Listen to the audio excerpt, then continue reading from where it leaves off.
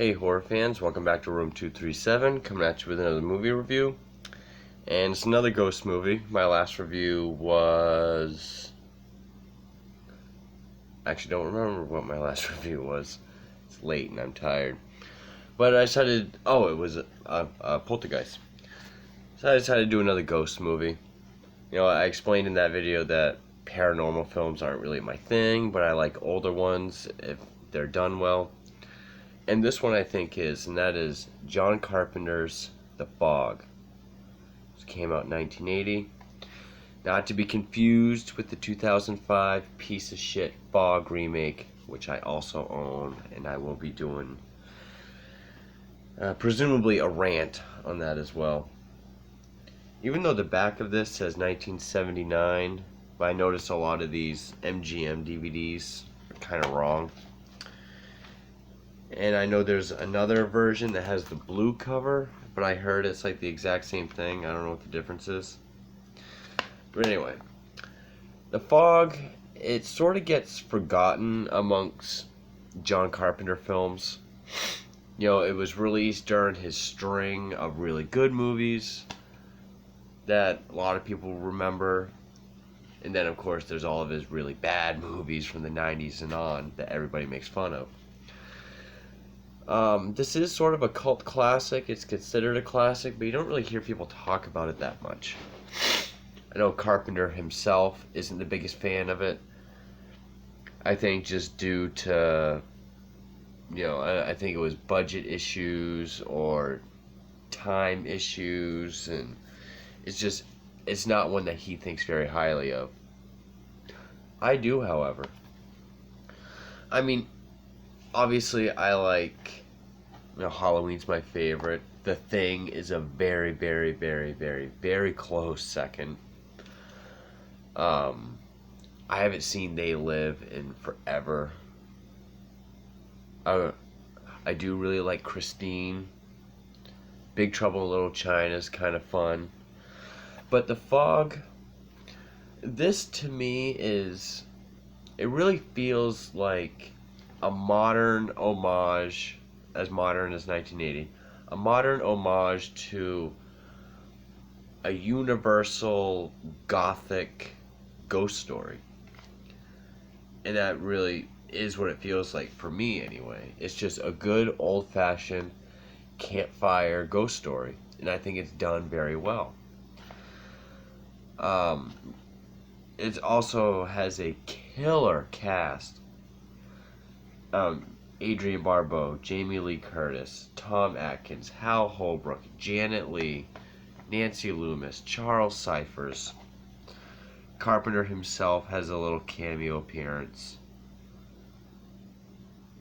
Yeah, I mean, so yeah, you got a bunch of, you know, genre favorites in there.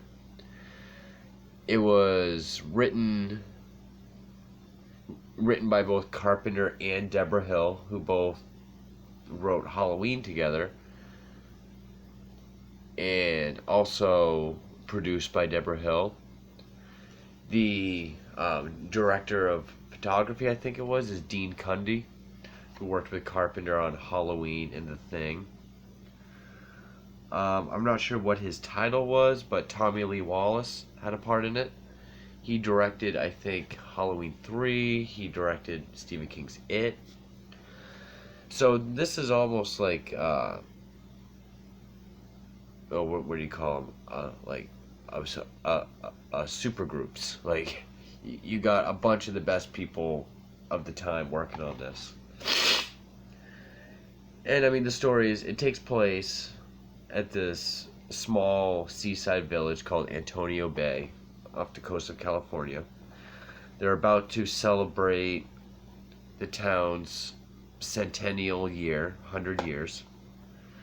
But there's this legend that exactly 100 years ago, April 21st, at midnight, a ship was wrecked. A ship was with a group of men. I know the captain was a leper. I don't remember if it was a ship of lepers. But they were carrying gold, and they wanted to make a leper commune on this land. they got trapped in some fog and they saw a light, thinking it was a signal, so they headed towards it, and it was a bonfire, and they crashed and all the men died. And now it's sort of like this urban legend that, if and the name of the ship was the Elizabeth Dane, I think it was. So now they say, the ship or the men you'll see in the fog, like it's the sort of urban legend.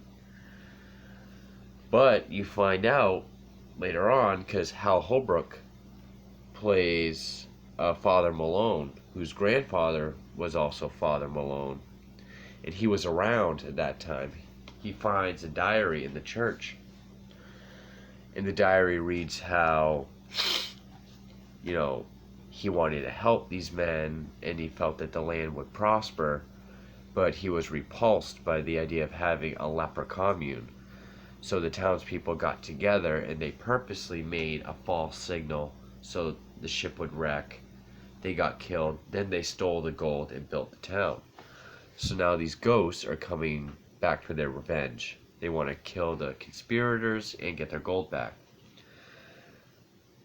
And I think it's very well done. I mean, the ghosts, these like ghostly figures, they have like swords and big hooks and hand scythes covered in seaweed, almost always in silhouette, which I think works. I think you can get away with that because, I mean, again, there's no gore or really blood. It's a lot like Halloween. And the only time you do see something other than silhouette is the creepy scene at the end where their eyes glow red, or this one where it's sort of like green, sort of swamp thing looking face with worms in it. But this movie is so atmospheric and creepy that you can get away with no blood or gore or showing the monster. And that's what I think Carpenter's very good at. He's good at compensating. Of course, you have great, what exactly is the ratio? 1:35 widescreen.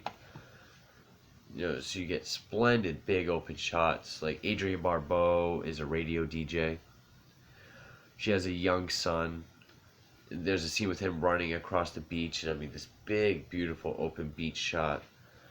Or when Adrienne Barbeau is walking down to the lighthouse where her radio station is, it's like this long walkway. The lighthouse is way down here, and you got the ocean, the rocks, the lighthouse, the walkway.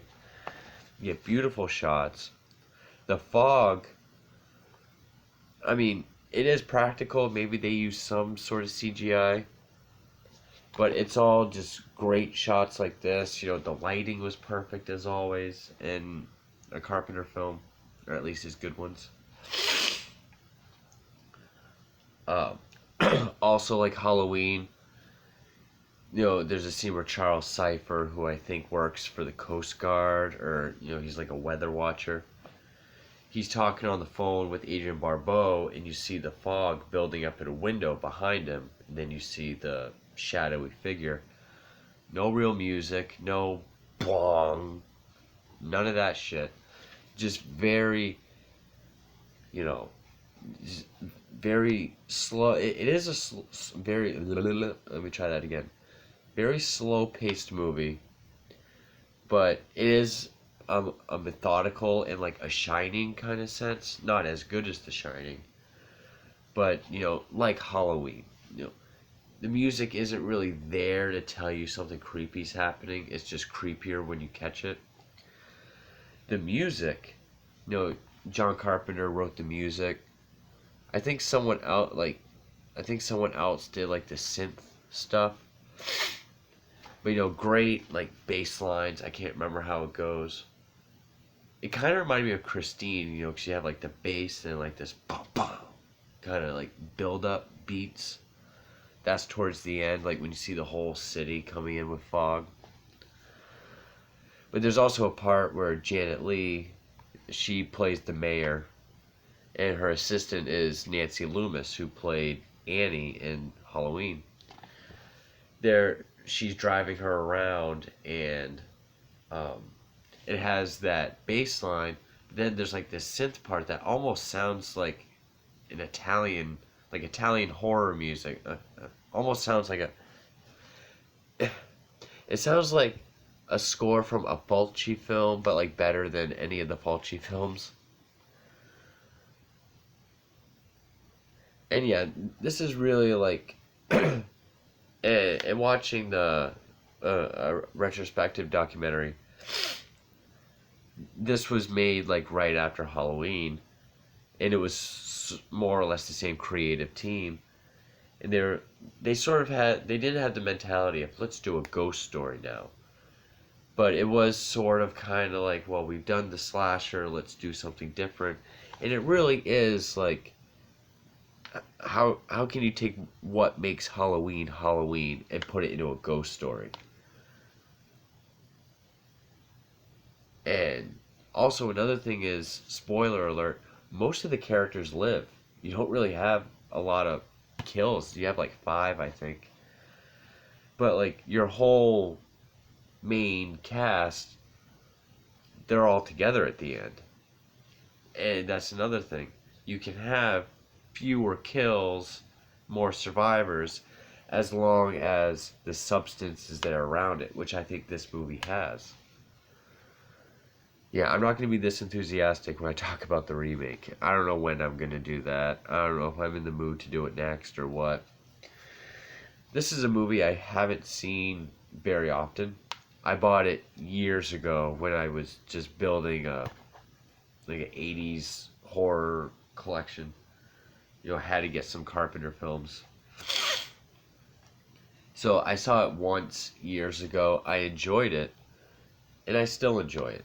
You know, I may rip on paranormal films, but when I do that, I'm talking about modern ones like Blumhouse and the guys that do like Sinister and all that, the Grave Encounters, Paranormal Activity, all that shit.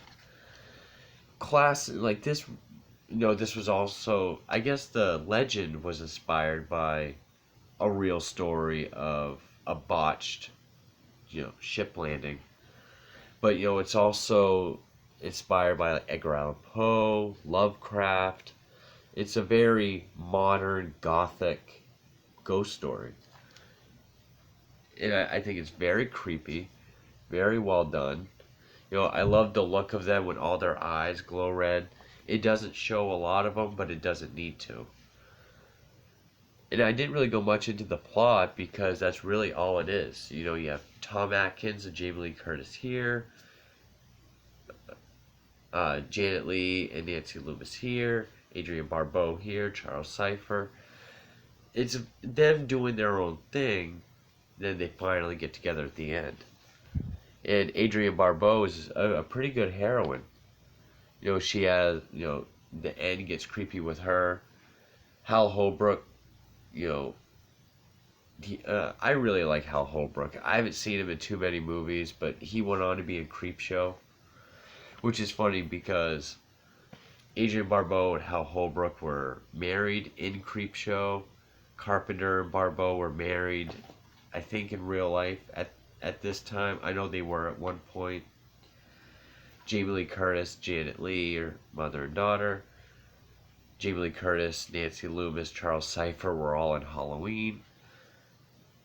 Quite the 6 degrees for this movie. But yeah, I highly recommend this. This is like a perfect, like, spooky Halloween time music. Wow, it is getting late.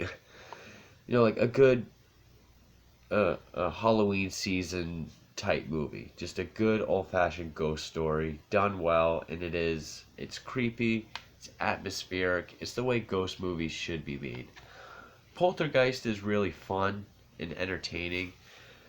This is good in a more straightforward, scary sense. I would highly recommend it, especially if you love ghost stories.